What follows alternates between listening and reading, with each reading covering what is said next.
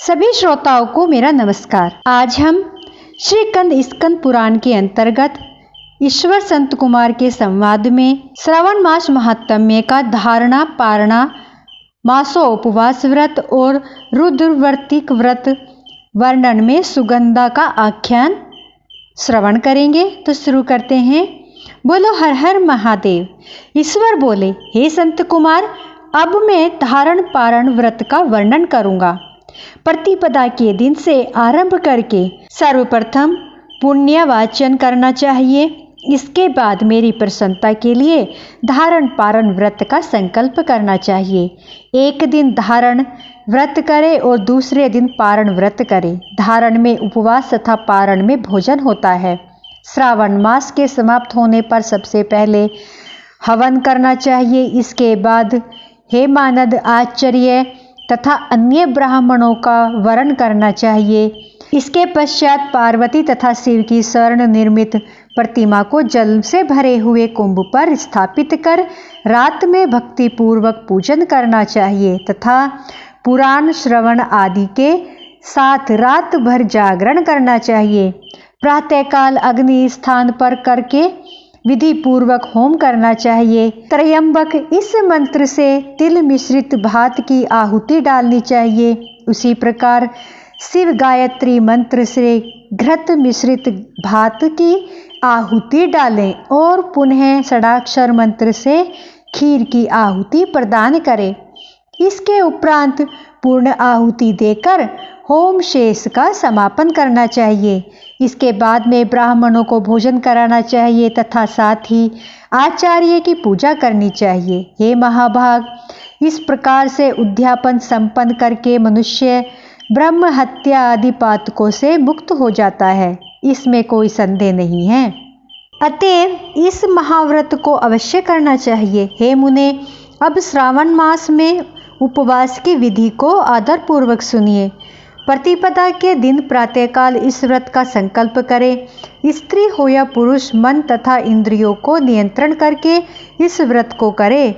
अमावस्या तिथि को लोक का कल्याण करने वाले वृष ध्वज शंकर की अर्चना पूजा षोडशोपचार से करें। तदंतर अपनी सामर्थ्य के अनुसार वस्त्र तथा अलंकार आदि से ब्राह्मणों का पूजन करें। उन्हें भोजन कराए तथा प्रणाम करके विदा करें। इस प्रकार से किया गया मास उपवास व्रत मेरी प्रसन्नता कराने वाला होता है।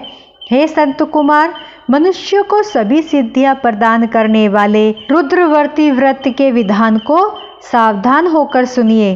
अत्यंत आदर पूर्वक कपास के 11 तंतुओं से बत्तियां बनानी चाहिए।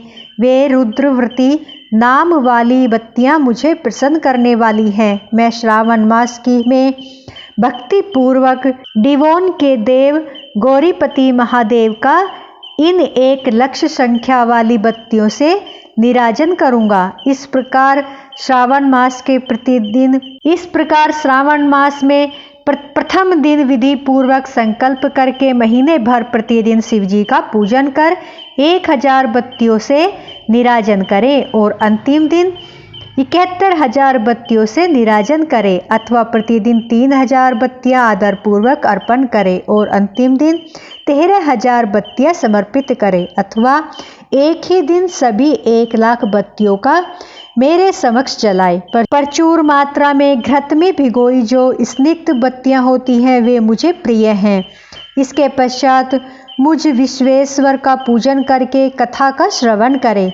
संत कुमार बोले, हे देवों के देव, हे जगन्नाथ, कृपा करके आप मुझे इस व्रत का प्रबंध बताइए। हे प्रभु, इस व्रत को सर्वप्रथम किसने किया तथा इसके उद्यापन में क्या विधि होती है? ईश्वर बोले, हे ब्रह्मपुत्र, व्रतों में उत्तम इस रुद्रव्रती व्रत के विषय में सावधान होकर सुनिए। यह व्रत महापुण्यप्रद, सभी उपद्रवों का नाश करने वाला, प्रीति तथा सौभाग्य देने वाला, पुत्र पौत्र समृद्धि प्रदान करने वाला, व्रत करने वाले के प्रति शंकर जी की प्रीति उत्पन्न करने वाला तथा परम पद शिवलोक को देने वाला है।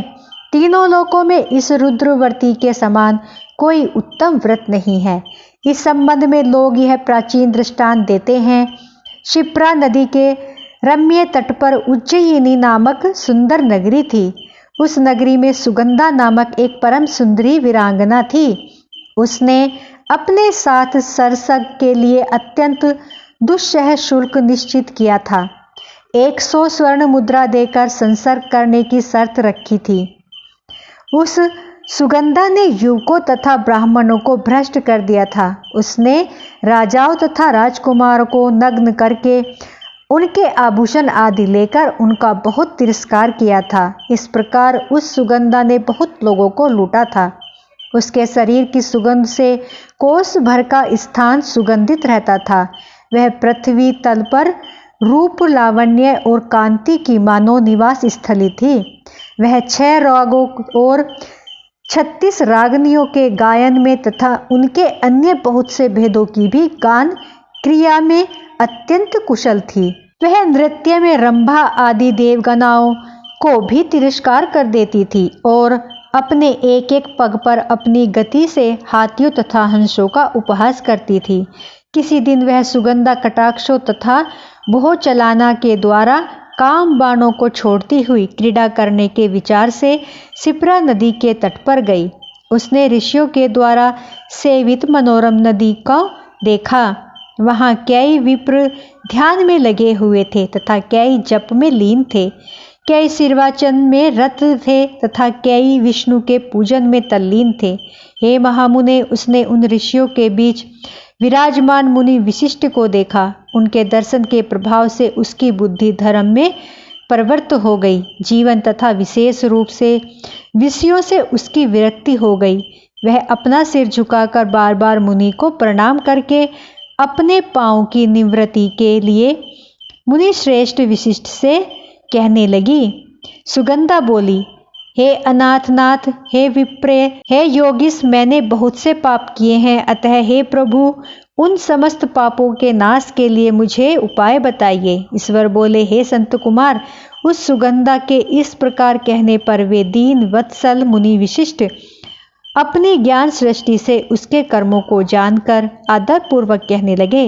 विशिष्ट बोले, तुम सावधान होकर सुनो। जिस पुण्य से तुम्हारे पाप का पूर्ण रूप से नाश हो जाएगा, वह सब मैं तुमसे अब कह रहा हूँ। हे भद्रे, तीनों लोकों में विख्यात वाराणसी में जाओ। वहाँ जाकर तीनों लोकों में दुर्लभ महान पुण्य देने वाले तथा शिव के लिए अत्यंत प्रीतिकर रुद्रवर्ती नामक व्रत को करो। उस क्षेत्र में जाकर उस व्रत को करो। हे भद्रे, इस व्रत को कर तुम परम गति को प्राप्त करोगी। ईश्वर बोले, तब उसने अपना धन लेकर सेवक तथा मित्र सहित काशी में जाकर वशिष्ठ के द्वारा बताए गए विधान के अनुसार व्रत किया।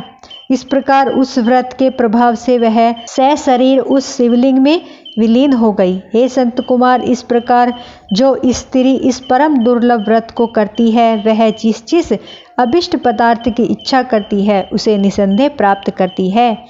हे सुव्रत, अब आप माणिक्य व्रतियों का महात्म्य सुनिए। हे विपेंद्र, उन माणिक्य व्रतियों के व्रत से स्त्री मेरे अर्ध आसन की अधिकरणी हो जाती है और महाप्रलयंत वह मेरे लिए प्रिय रहती है। अब मैं इस व्रत की संपूर्णता के लिए उद्यापन का विधान बताऊंगा। चांदी की बनी हुई नंदीश्वर की मूर्ति पर आसीन स्वर्ण में भगवान शिव की पार्वती सहित प्रतिमा को कलश पर स्थापित करना चाहिए और विधि के साथ पूजन करके रात्रि में जागरण करना चाहिए। इसके बाद प्रातःकाल नदी में निर्मल जल में विधि पूर्वक स्नान करके 11 ब्राह्मणों सहित आचार्य का वरण करना चाहिए। इसके पश्चात मूल मंत्र से घृत, खीर तथा बेद पत्रों का होम करना चाहिए। पूर्ण आहुति होम करके आचार्य आदि की विधिवत पूजा करनी चाहिए तथा सप्तनिक 11 उत्तम विप्रों को भोजन कराना चाहिए। हे संत कुमार, जो स्त्री इस प्रकार से व्रत करती है वह समस्त पापों से मुक्त हो जाती है। इसके पश्चात विधान पूर्वक कथा सुनकर स्थापित की गई समस्त सामग्री ब्राह्मण को दे देनी चाहिए। इससे निश्चित रूप से 1000 अश्वमेघ यज्ञों का फल प्राप्त होता है। बोलो हर हर महादेव। इस प्रकार श्री स्कंद पुराण के अंतर्गत ईश्वर संत कुमार संवाद में श्रावण मास महात्म्य का चौथा अध्याय पूर्ण होता है। सभी श्रोताओं से मेरा हाथ जोड़कर प्रणाम। मैं सभी से विनती है कि मेरी वीडियो आपको पसंद आई हो तो प्लीज़ लाइक, सब्सक्राइब, शेयर जरूर करें। हर हर महादेव।